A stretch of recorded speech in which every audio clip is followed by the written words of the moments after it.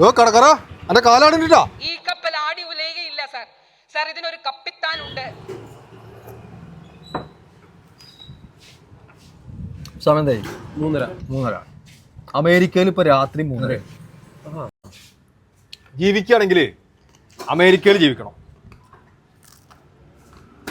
അവിടുത്തെ ഹോസ്പിറ്റലിൽ നിന്നൊക്കെ പറഞ്ഞാൽ നമ്മളിവിടുത്തെ ലുലുമാള് പോലെ.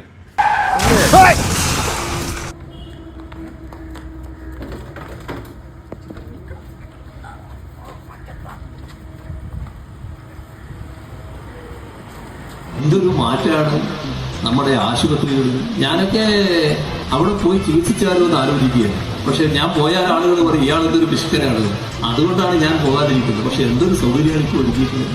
അപ്പൊ അങ്ങനെയുള്ള ആളുകളടക്കം കൊതിച്ചു പോവുകയാണ് അവിടെ പോകാൻ. ഞാൻ ഡെങ്കിപ്പനി വന്നപ്പോൾ 2019 ഞാൻ ഗവൺമെൻറ് ആശുപത്രിയിലായിരുന്നു. ഗവൺമെൻറ് ആശുപത്രി ചികിത്സ കൊണ്ട് ഞാൻ മരിക്കാൻ സാധ്യത വന്നപ്പോൾ എന്നെ അമൃതയെ കൊണ്ടുവന്ന് ശുപാർശ ചെയ്തു. എന്നെ അമൃതയെ കൊണ്ടുപോയി. ഞാൻ അവിടെ ചെന്ന് 14 ദിവസം ബോധമില്ലായിരുന്നു. ഞാൻ രക്ഷപ്പെട്ടു. ഞാൻ സർക്കാർ സ്വകാര്യ ആശുപത്രിയിലാണ് പോയതെങ്കിൽ എൻ്റെ ജീവൻ ബാക്കി ഉണ്ടാവില്ല എന്ന് വിശ്വസിക്കുന്ന ഒരാളാണ് ഞാൻ. എൻ്റെ ജീവൻ രക്ഷിച്ചത് സർക്കാർ ആശുപത്രി ആയതുകൊണ്ടാണെന്ന് വിശ്വസിക്കുന്ന ഒരാളാണ് ഞാൻ. ഫിക്സ്. എടാ എൽദോ, ഒരുമാതിരി മറ്റേ വർത്താനം പറയില്ലേ? നീ എവിടെയെങ്കിലും ഉറച്ചു നിൽക്കടാ.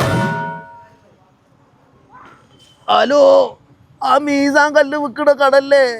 ആ കബർ വെത്തിട ഉസ്മാൻ ഖാനെന്ന് കിട്ടുമോ? അല്ലാ, ഞാൻ കാര്യങ്ങൾ സാബുവിനെയാണ് ഏൽപ്പിച്ചിരിക്കുന്നത്. അതപ്പം അങ്ങനെ തന്നെയാണ്. പിന്നെ എന്റെ വീട്ടിലെ കാര്യങ്ങൾ തീരുമാനിക്കുന്നത് ഞാനാ.